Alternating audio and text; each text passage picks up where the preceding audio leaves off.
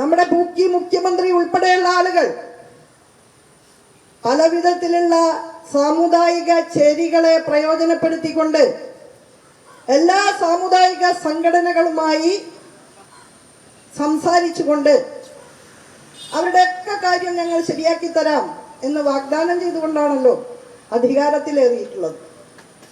മറന്നു പോകരുത്. അത് നമ്മുടെ നാട്ടിലെ അങ്ങേയറ്റം പ്രയാസകരമായിട്ടുള്ള ജീവിതം മുന്നോട്ട് കൊണ്ടുപോകുന്ന ദയനീയരായ മനുഷ്യരോടുള്ള പ്രതിബദ്ധത ഉയർത്തിപ്പിടിക്കാൻ ജനാധിപത്യപരമായി തിരഞ്ഞെടുക്കപ്പെട്ട ഏതൊരു ഗവൺമെന്റിനും ഒന്നാമത്തെ ഉത്തരവാദിത്തമുണ്ട് എന്ന് ആ മുഖ്യമന്ത്രിയെ ഓർമ്മിപ്പിക്കാൻ ഞാൻ ഈ അവസരം ഉപയോഗിക്കാം.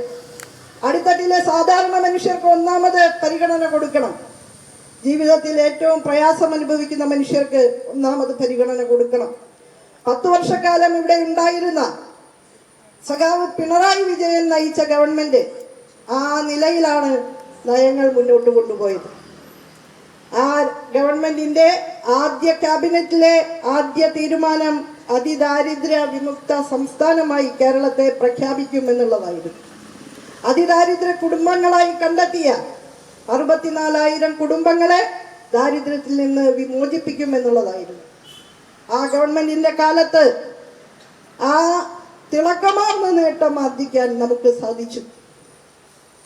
കേരളം ലോകത്തിന്റെ മുൻപാകെ ഉയർത്തിപ്പിടിക്കുന്ന അഭിമാനകരമായ കേരള വികസന മാതൃകയുടെ തിളക്കമാർന്ന അധ്യായങ്ങളിൽ ഒന്നായിരുന്നു അത്.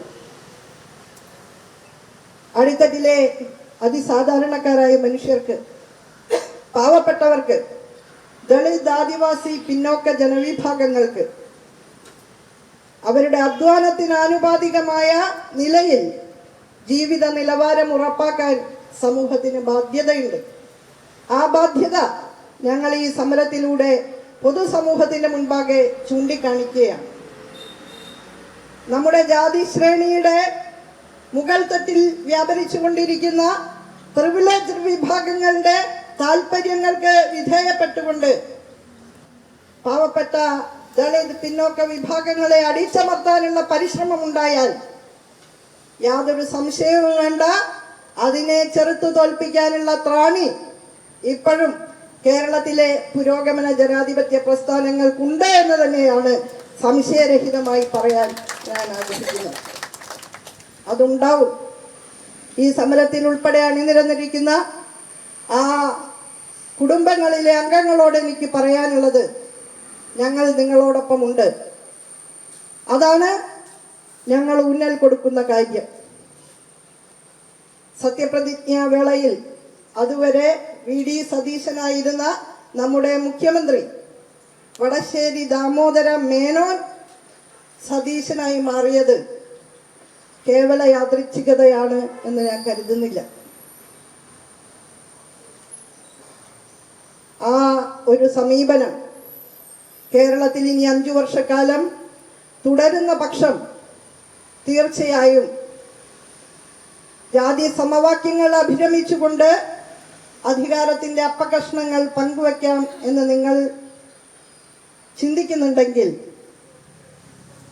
അടിത്തട്ടിലെ സാധാരണക്കാരായ മനുഷ്യരുടെ, പാവപ്പെട്ടവരുടെ, പ്രയാസങ്ങൾ അനുഭവിക്കുന്നവരുടെ ജീവിതത്തിലെ ആ പ്രയാസങ്ങൾ അവസാനിപ്പിക്കുക എന്ന ലക്ഷ്യം മുൻനിർത്തി തന്നെ ഈ മണ്ണിൽ പ്രവർത്തിക്കുന്ന ഞങ്ങൾക്ക് ഭരണമോ ഗവൺമെന്റോ അല്ല പ്രധാനപ്പെട്ട കാര്യം. ജനങ്ങളുടെ ജീവൻ പ്രശ്നങ്ങളാണ്. ഞങ്ങൾ ഭരണത്തിൽ വരുമ്പോൾ, അധികാരത്തിൽ വരുമ്പോൾ ഞങ്ങളെ സംബന്ധിച്ചിടത്തോളം ഏറ്റവും പ്രധാനപ്പെട്ട കാര്യം ജനങ്ങളുടെ ജീവിത നിലവാരം വർദ്ധിപ്പിക്കുക എന്നുള്ളതാണ്. പ്രത്യേകിച്ച് സാധാരണക്കാരായ സാമാന്യ ജീവിതം നയിക്കുന്ന ബഹുഭൂരിപക്ഷം വരുന്ന മനുഷ്യരുടെ ജീവിതമാണ്. അതുകൊണ്ട് തന്നെയാണ് സാമൂഹ്യ പെൻഷനുകളായാലും അത്തരത്തിലുള്ള ക്ഷേമ സംവിധാനങ്ങളായാലും ഉറപ്പിച്ചെടുക്കാൻ, വർദ്ധിപ്പിക്കാൻ, കൂടുതൽ വിപുലീകരിക്കാൻ ഞങ്ങളുടെ ഗവൺമെന്റ് സമയം കണ്ടെത്തിയതും അതിന് തീരുമാനങ്ങൾ എടുത്തിട്ടുള്ളത്. ആ ഗവൺമെന്റ് ഇടതുപക്ഷ പുരോഗമന പ്രസ്ഥാനങ്ങളുടെ പ്രവർത്തനങ്ങളുടെ ഒരു ഭാഗം മാത്രമാണ്. കമ്മ്യൂണിസ്റ്റ് പാർട്ടി നീണ്ടകാലം ഇവിടെ പ്രവർത്തിച്ചിട്ടുള്ളത് ഗവൺമെന്റ് ഉണ്ടായിരിക്കുക എന്ന ആ ഒരു കുടക്കീഴിൽ എല്ലാവിധ ശീതളിമയും അനുഭവിച്ചുകൊണ്ടല്ല എന്ന് കൂടി പറയാൻ ഞാൻ ആഗ്രഹിക്കുകയാണ്. സാധാരണക്കാരായ ജനങ്ങൾ, തൊഴിലാളികൾ, കർഷക തൊഴിലാളികൾ, സ്ത്രീകൾ, ദളിത് പിന്നോക്ക വിഭാഗങ്ങൾ, ഇവരുടെയൊക്കെ അവകാശ പോരാട്ടങ്ങളുമായി ബന്ധപ്പെട്ടാണ് ഞങ്ങൾ ഏറെ പണി ചെയ്തിട്ടുള്ളത്, സമര പ്രക്ഷോഭങ്ങൾ നടത്തിയിട്ടുള്ളത്, അടിയും ഇടിയും ഒക്കെ ഏറ്റുവാങ്ങിയിട്ടുള്ളത്. അതിന്റെ ഭാഗമായിട്ടാണ് ഇന്ന് ഈ ലോകത്ത് തന്നെ ബദൽ മുദ്രാവാക്യങ്ങൾ സാക്ഷാത്കരിച്ചുകൊണ്ട് ലോകമെമ്പാടുമുള്ള സാമൂഹ്യ ശാസ്ത്രജ്ഞർക്കും സാമ്പത്തിക ശാസ്ത്രജ്ഞർക്കും എല്ലാം പഠിക്കാൻ കഴിയുന്ന പ്രത്യേകമായ വികസന പദ്ധതി മുന്നോട്ട് വച്ചിട്ടുള്ള കേരള മോഡൽ വികസനത്തിന്റെ ദാതാക്കളായി തന്നെ നമുക്ക് നിലകൊള്ളാൻ സാധിച്ചിട്ടുള്ളത്. തീർച്ചയായും ആ നിലപാടുകൾ മുന്നോട്ട് കൊണ്ടുപോയിക്കൊണ്ട് ഇവിടെയുള്ള ഈ 8 കുടുംബങ്ങൾക്ക് മാത്രമല്ല, കേരളത്തിൽ അങ്ങോളം ഇങ്ങോളമുള്ള ആദിവാസി വിഭാഗങ്ങൾക്കും പട്ടികജാതി വിഭാഗങ്ങൾക്കുമെല്ലാം ഈ ഭൂമിയിലുള്ള അവകാശം ഉറക്കെ അടിവരയിട്ട് പറഞ്ഞുകൊണ്ട് തന്നെ ഞങ്ങൾ ഈ പ്രതിഷേധ സമരത്തിൽ അണിചേർന്നുകൊണ്ട് നമ്മുടെ ഈ 8 കുടുംബങ്ങൾക്കും ഐക്യദാർഢ്യം പ്രഖ്യാപിക്കുകയാണ്. ഈ സമരത്തിൽ പങ്കെടുത്ത എല്ലാ സഹോദരിമാരെയും ഹൃദയത്തിന്റെ ഭാഷയിൽ ഞാൻ അഭിവാദ്യം ചെയ്യുന്നു.